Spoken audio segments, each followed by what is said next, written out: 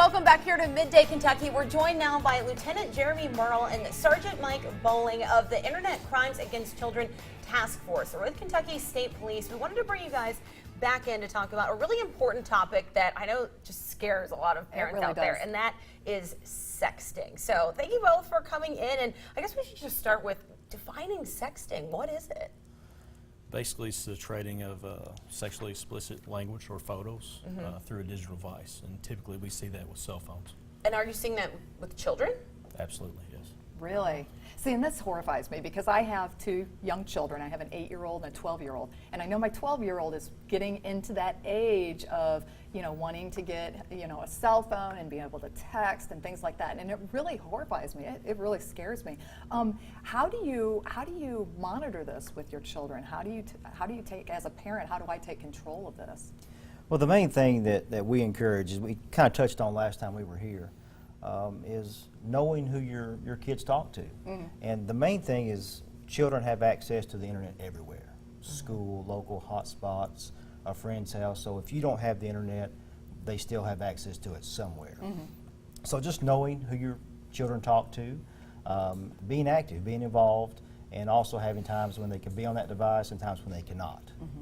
What are some of the consequences of sexting? Because we see in the news a lot, maybe a photo will circulate that maybe a girl sent to a boy, and then other kids start sending that. And if that child's underage, that's child pornography, right? If kids are sharing photos like that? It is, absolutely. It's against the law, both in state and federal court, to produce these images, if they're minors, to possess these images and to distribute them, send them on to other people. So certainly they are. One of the consequences could be being charged in criminal court.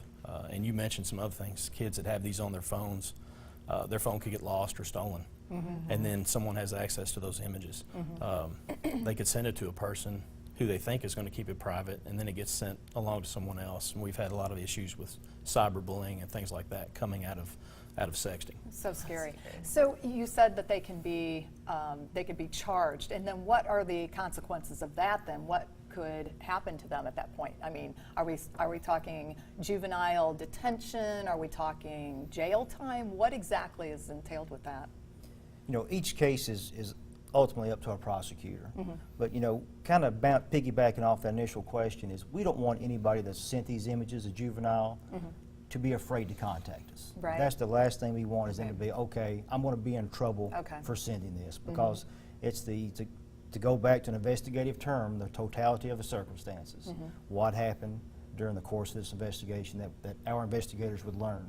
Was it a blackmail situation? Was it pressure? Was it because they thought they were in love?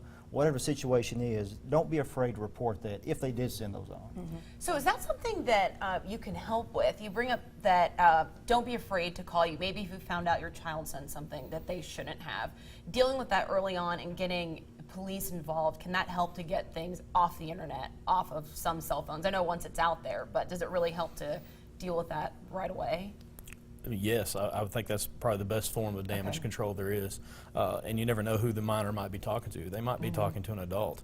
And that's something certainly that we want to pursue criminal charges. There are people that entice children to send these images. So those are the people that we want to go after. With And let me ask you, is it illegal for adults as well to be sexting? Not in our state. It's not illegal.